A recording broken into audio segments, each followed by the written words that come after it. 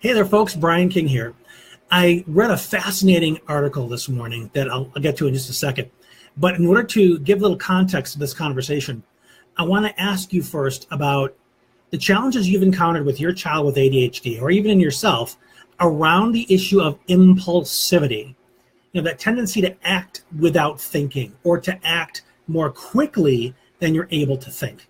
And for one misnomer about kids with impulsivity, and they'll even say this, well, I didn't think about it, or I didn't decide to do it, it just happened. That's not true. The reality is the decision was made so fast that the child didn't have time to even realize what it was. But that's a skill every person can develop, and that's another issue for another day.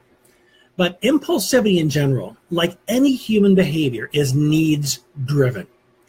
We don't do things just because. We do things to meet an unmet need, period. That's been proven time and time again. Now, when it comes to impulsivity, it's important to examine what type of things your child is impulsive around. And I've been talking to kids like this for the past decade, and I've gained some great insight. And what you typically find is a lot of the impulsive needs that are being met stem from this feeling that something is lacking in the classroom. They'll blurt out answers. Why? Because they want to prove that they're smarter. A lot of our kiddos think that they're dumb.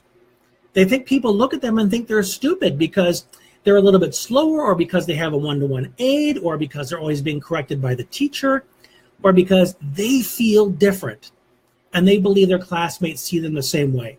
So they want to solve that problem of looking dumb. They want to feel smarter. They blurt answers out. Okay? That's one example. Let me check some notes I made here. Or, always wanting to be first in line, because being first makes you the leader, makes you more important. So if your child feels insignificant, they want to be in that position. I want to be looking much more leaderly, more important, so on. At home, what kind of things do they want?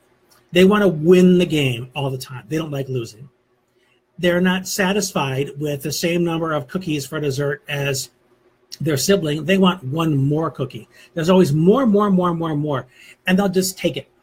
Sometimes they won't even ask. They just take it because they're not necessarily aware of what the need is.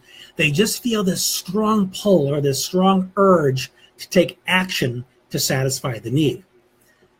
And of course, we know with that lack of decision making, or that lack of self-control, this is a key element here. With that lack of self-control, they get themselves into trouble a lot. And they say, I can't help it, I can't help it. Well, they need to learn how to help it.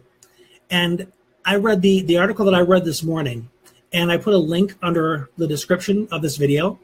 It was from a study done out of Northwestern University. So we know that they're some solid research folks. It's not, Tom, Dick, and Harry's school for whatever. It's a very solid university. And what they determined, and this is what's the golden insight here. What they determined is that kids that have higher degrees of gratitude had better self-control. What they didn't get into was why that is. And I think I have some ideas around why that is. Kids that are impulsive, as I described, come from that place of lack. I don't have enough. I'm not seen as smart enough. I'm not seen as somebody that's important, so I have to be first in line. I don't have enough superiority unless I'm winning all the time, unless I have more cookies. But a kid that has a lot of gratitude doesn't have those needs of insignificance. It doesn't have those feelings of insignificance because they feel good. They have what they need. They feel grateful for their current level of intelligence, and they feel grateful for opportunities to learn and become better, but they're not sitting there assessing everything that they're lacking in life because their primary mode of looking through the world is gratitude. And I've worked it with families over the years, kids that are very entitled, that are very demanding. One of the things we put in place was a daily gratitude practice, where in the morning, the child is required to talk about several things they're looking forward to in the day, things that are going to be coming their way. that they can be grateful for. And some kiddos who have decided that, people stink and school is boring or whatever, they may have a hard time at first coming out of the gate strong with this. But when they think about it and they're used to being asked the question every morning, they'll come up with something. And it's okay if it's repeated for a couple days, as long as they mean it, that they're truly grateful for it, instead of just trying to give you an answer. And after school or at dinner time, whenever you want to do it, they also have to talk about several things they're grateful for from the day, maybe some extra things that showed up.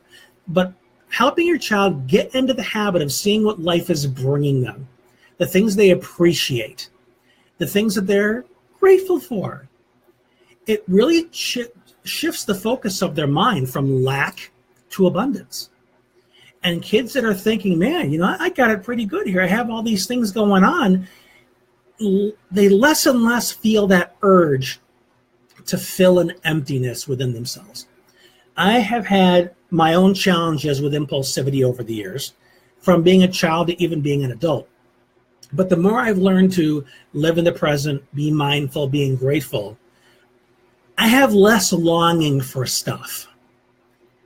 I'm not chasing every shiny object that comes my way, because my mind isn't always focused on what's missing and what's wrong in life. And that's one of the difficulties, one of the primary drivers of anxiety in people with ADHD and Asperger's, is this feeling that so much is going wrong. So much just isn't working. And they're fretting a lot, they're anxious, they're angry, and it all comes from that place of lack. But when you develop this practice of being grateful more often, it's amazing how you start to calm. And a lot of this negativity and fretting and frustration just goes away. So again, I put the link to the article. It's pretty brief. It talks about the connection that they saw between impulsivity and self-control. But hopefully what I've been able to share in this explains to you why and what that connection is. So you can begin implementing this insight into helping your child or even yourself begin to manage, reduce, or if they really stick with it, eliminate their impulsive issues.